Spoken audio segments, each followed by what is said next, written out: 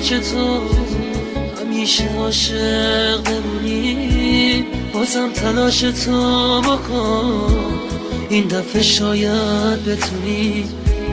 حوث نبود بین ما، تهمت ناروا نزن، خودم بهت پس میدادم دلی که میسپردی به من.